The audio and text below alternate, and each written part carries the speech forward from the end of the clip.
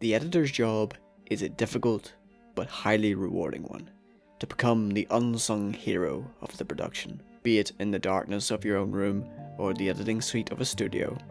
My name is Matthew, and I've been studying media for years, and I'm here today to share with you all that I've learned about editing techniques and how they may change due to the film genre and the history of this invisible art.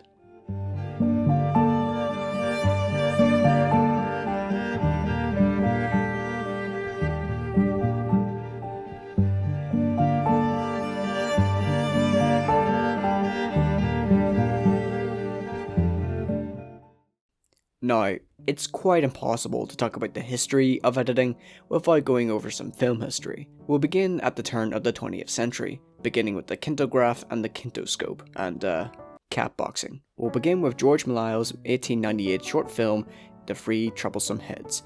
Since it was filmed against a black background, all George had to do was paint over his own head or body, then overlay the footage. And considering how primitive filmmaking technology was, this was a marvel even for the time. In 1895, Paris, France, a pair called the Lumiere brothers, Auguste and Louis, invented and demonstrated the cinematograph in the basement of the Grand Café, and it was revolutionary.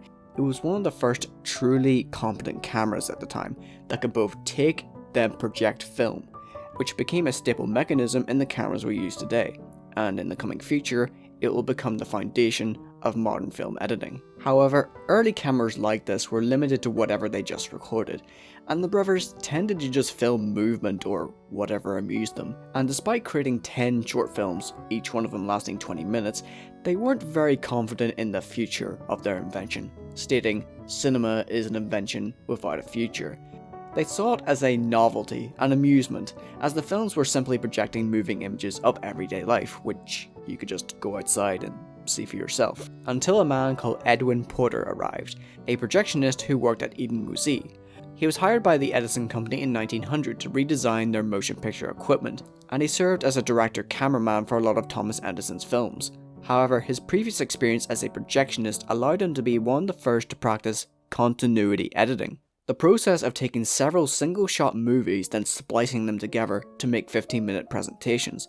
Porter was heavily inspired by the works of George Melisle on The Trip to the Moon, and it gave him the idea of telling a story in continuity form.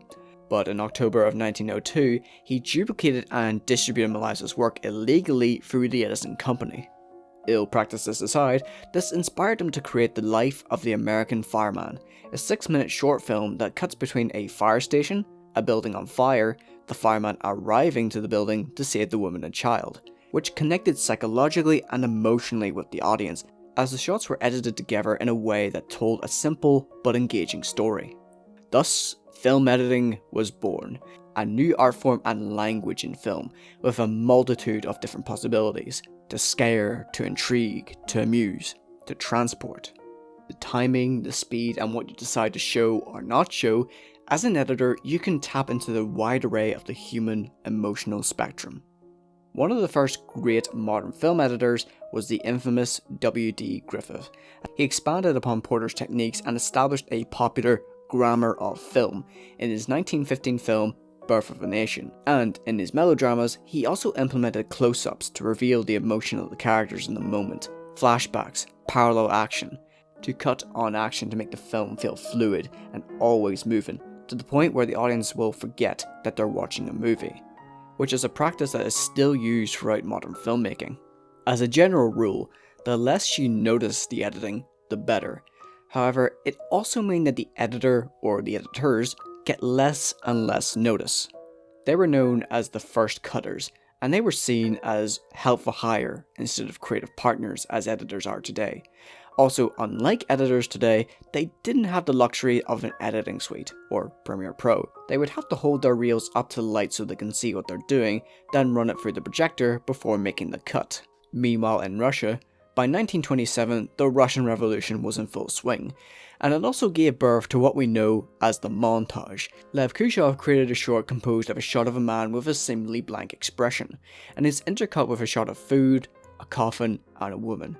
And even though his reaction never changed dramatically, due to the editing, it provoked an emotional response from the audience at the time, as each new shot gave new context, hunger, sadness, lust.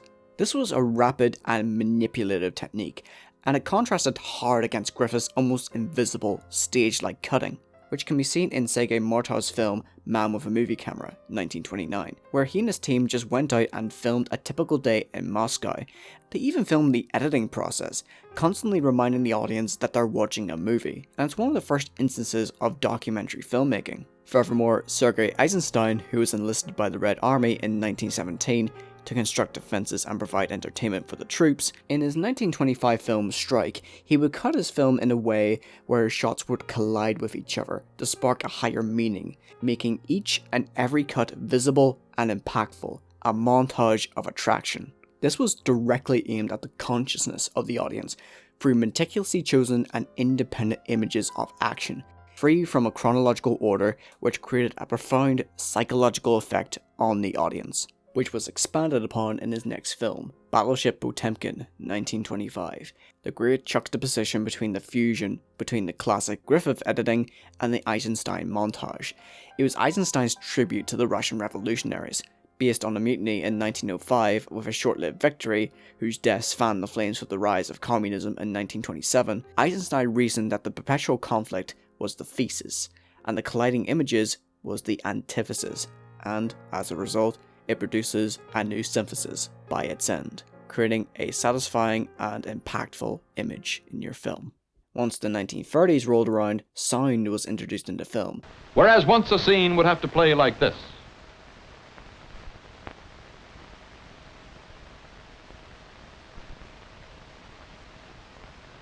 The same scene could now play like this. Take him for a ride.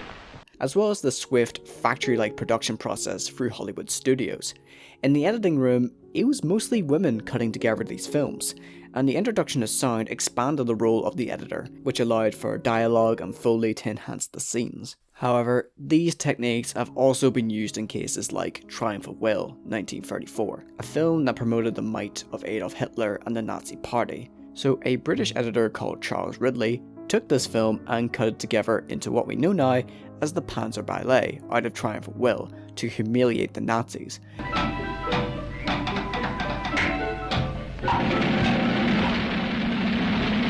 Upon reflection, this may be the very first YouTube poop, or the instance of remixing someone else's work for a different purpose. YouTube poop. Where there's smoke, they pinch back. Fast forward to the 1960s and 50s, we're now onto the French New Wave, a movement that revolutionized filmmaking worldwide, as a group of film critics turned directors wrote a journal called Cahiers de Cinéma, as they felt that films were out of step with how people actually lived. This included the editing, specifically the film Breathless from 1959, as it implemented jump cuts for comedic effect. It was avant-garde, if you will, as cutting so liberally was almost unheard of, which went on to influence the editing for Easy Rider in 1969. Editors began to stray away from Griffith's style of seamless editing, which allowed greater opportunities for storytelling, and all these techniques and technology have been appropriated by modern filmmakers and editors today. With that being said, let's explore on how these techniques actually engage the audience. Picture this. You've been working on a film for a couple months now, years in fact. You take the time to gather all your assets, organize them, then you think to yourself, All you do is put it together. then you spend hours upon hours assembling clip after clip. At last, you sit back and you say to yourself, wow, this is garbage. We all feel a little sick after assembling our first cut. It makes us question everything, whether or not the film was any good to begin with, or if choosing a career in filmmaking was such a good idea. So in order to steer ourselves from despair, let's go back to basics. Whenever an editor sits down to assemble a scene, they're met with three very important decisions: what to show, when to cut, and what to cut to. Renowned editor Walter Murch, known for his work on Apocalypse Now and American Graffiti, suggests that the key to a good edit can be broken down and measured into 6 categories. 51% emotion. Where is the emotion and intention of the scene? Is it clearly communicated? 23% story. Does the scene progress or follow the rhythm of the rest of the film? 10% rhythm. How fast or slow is the scene in comparison to the rest of the film? Is it warranted? Does it fit the scene individually? 7% eye trace. Are the characters looking where they're supposed to be looking throughout the scene? 5% the consideration for the 2D plane of existence. Are the characters' environments blocked well and purposely in 2D like they are in the storyboards? And 4% the consideration of the 3D plane of existence. If your film is live action, you need to consider the third dimension, as there's so much the editor can do if there's something unwanted that appears in the background. As all of this can be achieved through the cut. The cut is a basic way to travel from shot to shot. Say for example, in this wide shot, at this moment the camera cuts into a close-up of the person in the shot. This is known as a cutaway, and it helps us focus on whatever is on the character's mind, or what they happen to be looking at. Keep in mind that every cut needs to have thought behind it, as well as a story purpose. And there's many ways you can achieve this, such as with the eye line. By considering the eye line of the characters in the shot, then by cutting to a cutaway, this can be used to highlight significant discoveries, be it pleasant ones, scary ones, or just subtle or interesting things. You can even introduce a insert shot, where the shot will follow a specific prop or detail within the scene, like someone hiding a weapon for example. The editor even has the choice to not cut to the cutaway to build mystery. Keep in mind, it's the character's eyes that make the cut. Now, cross-cutting is where the editor splices together multiple scenes that are happening at the same time in the story. If cut well, the audience can see how each event affects each other. The events can even contradict each other tonally, which makes the scene more interesting to watch.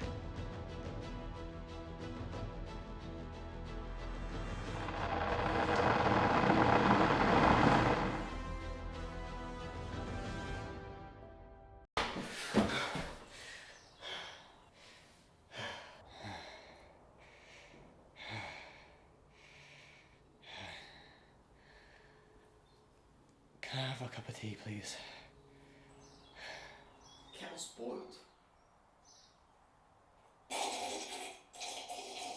Now, with eye trace, the editor can cut between two or more shots that focus on the same area of the frame.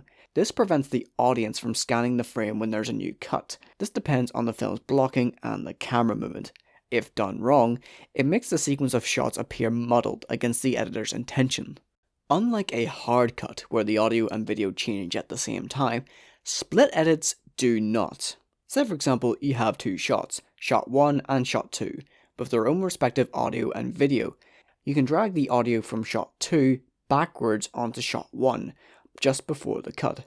This is known as a J cut due to its shape on the timeline, and the reverse of this would be an L cut. In doing so, it creates a subtle cue to the previous or next cut. This gives more control over the rhythm to the editor. It makes transitions smoother while also relaying information to the audience. A slightly more artsy and experimental technique, but it's an effective one, used correctly. A montage is when an editor cuts together a variety of different images to create a certain feeling. Think back to our discussion about Lev Kushov, which can also line up with the scene's context to add new depth. And finally, we have the cut on action, which is pretty self-explanatory. It's when the editor cuts on the character's or object's movement. This is great for smoother transitions, and you'll find it in nearly every genre out there. Speaking of which, will the techniques you decide to use change depending on the genre of the film? To answer this, I've chosen 3 films to break down under the horror, comedy, and action genre. First up, we have a comedy, Mr. Bean's Holiday, which ultimate goal is to make you laugh. I chose the climax of this film to show how this film achieves it through the editing. In this scene, Willem Dafoe is screening a pretentious film at the Cannes Film Festival. But you left me.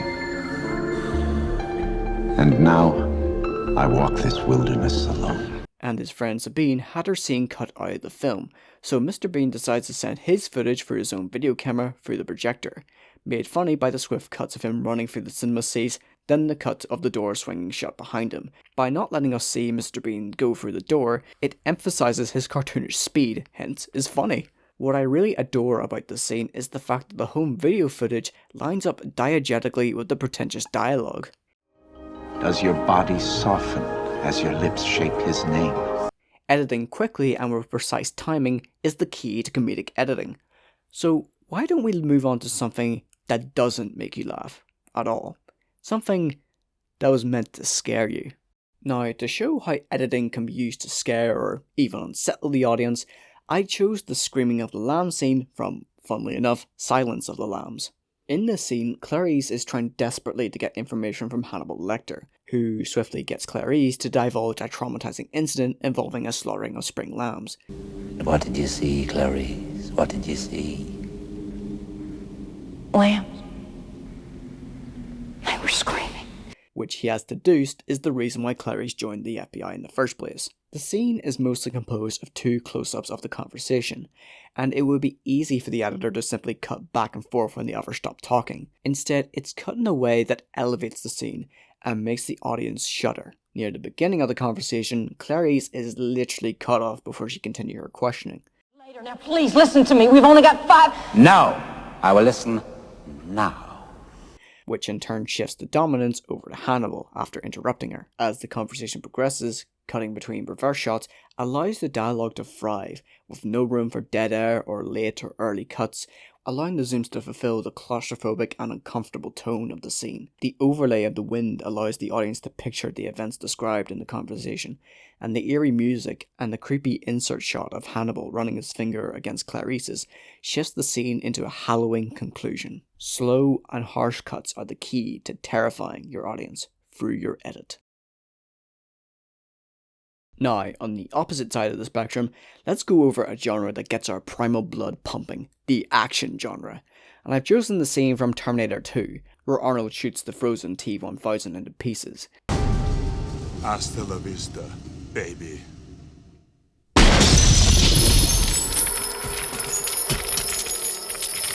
As beforehand, he was frozen by liquid nitrogen, and it makes really good use of cut-on action, as the editor will cut into a closer shot after each limb snaps off.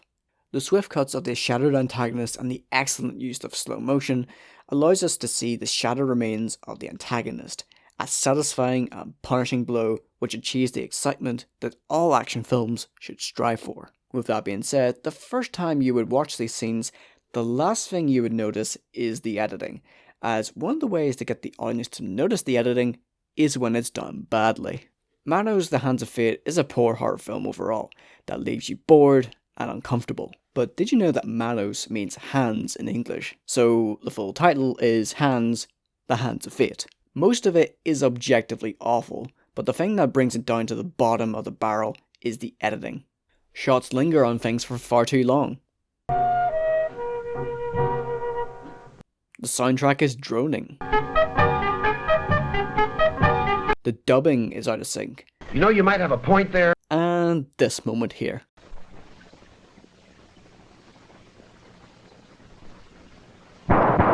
The snake is clearly on a blue carpet where the family is in a desert. However, maybe due to the low budget and inexperience brought the film down. Surely the editing on a high-scale production adheres to some standards. I spoke too soon. In one of the scenes near the beginning of the film is an action scene, where young Mulan is chasing a chicken for the roof. It certainly is no City of God. And for some baffling reason, during the chase there's a jump cut to a slightly wider shot of a few seconds further on. Then there's this shot where she tries to climb up on the left side of the roof, and she definitely made it to the centre. Then the editor cuts to a few seconds back in time where she was slightly further on the left side of the roof. The film is riddled with continuity errors like this. In the case of a fast-paced action scene, it amplifies and highlights these issues to the point where it ruins the scene and brings down the final production as a whole. Well, there you have it. All the tools and knowledge you'll need to help elevate your film through your edit. Well, as much as you can. You're not a magician. So the next time you stroll into the editing suite, you can now say, all you gotta do is put it together.